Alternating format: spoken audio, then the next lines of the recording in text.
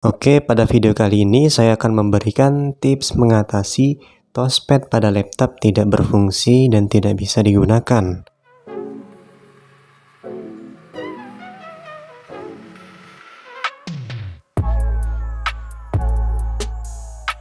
Ada banyak masalah yang terjadi dan sebab yang terjadi ketika touchpad tidak bisa berfungsi. Namun, untuk memperbaikinya, bisa melakukan tips ini sebelum melakukan penggantian touchpadnya. Yang pertama, kita lakukan adalah cek pada tombol kombinasi di keyboardnya. Beberapa tipe laptop itu menyediakan tombol untuk disable touchpad dari tombol, misalnya itu tombol Fn, F5 atau tombol, bisa kita lihat di tombol F1 sampai F12 ya. Biasanya sih itu ada tombol yang melambangkan touchpad. Ketika kita sudah mengecek tombol kombinasi touchpad di keyboard, selanjutnya kita masuk pada settingan Windows ya. Touchpad setting. Jadi kita cari touchpad setting. Pastikan sudah on pada bagian touchpad ini ya. Jika dia off, maka touchpad tidak bisa digerakkan. Pastikan sudah on. Nah, kemudian pada bagian drop down ini,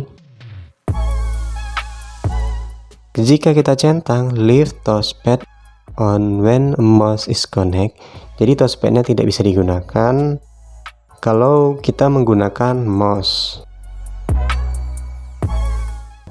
Nah, jadi jika ingin menggunakan touchpad dan mouse secara bersamaan, ini harus dicentang ya. Nah, agar dia bisa digunakan. Kemudian kita bisa reset touchpad settingnya juga ya, dan gesturnya ke bawahan. Tinggal di reset. Selanjutnya, kita cek pada bagian driver dari touchpadnya. Ini yang paling penting ya. Pada logo Windows, klik kanan, lalu pilih Device Manager. Kita akan cek ya driver dari touchpadnya tersebut pada bagian Mice and Other Pointing Device. Di sini ada satu driver dari touchpad dengan nama Elan Input Device. Jadi touchpad ini touchpad Elan. Pastikan dahulu pada bagian Mice and Other Pointing Device ini touchpadnya terdeteksi ya. Jika tidak terdeteksi, kita harus lakukan instalasi driver touchpadnya. Jika driver touchpad sudah ada, pada bagian ini kita klik kanan, kemudian kita lakukan dahulu update drivernya untuk mendapatkan versi pembaharuan dari driver yang terbaru ya. Gunakan internet. Nah, kita lakukan update drivernya dulu. Jika sudah, coba cek lagi touchpadnya. Jika masih bermasalah, kita uninstall driver dari touchpad ini ya. Di uninstall. Kemudian kita bisa hapus driver dari device-nya. Hapus, kemudian kita uninstall. Tujuannya adalah agar driver dari touchpad jika ada error, ketika diinstal kembali, maka touchpad bisa normal. Selanjutnya, untuk driver touchpad ini, kita bisa lakukan disable terlebih dahulu ya. Kita disable. Kemudian kita enable.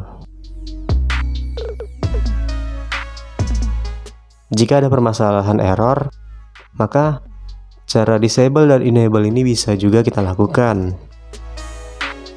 Kemudian untuk selanjutnya kita cek pada bagian Human Interface Device.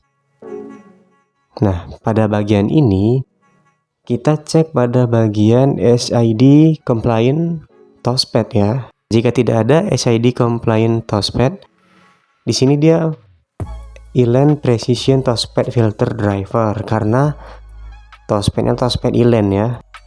Nah, jadi pada bagian Elan Precision Touchpad ini, klik kanan, kita lakukan update driver juga. Kita lakukan update driver. Kemudian kita bisa mencari dan memilih driver apa yang sekiranya itu masih kompatibel dari sebelumnya ya. Kita cek pada bagian ini. Nah, ini sudah driver yang terbaru ya.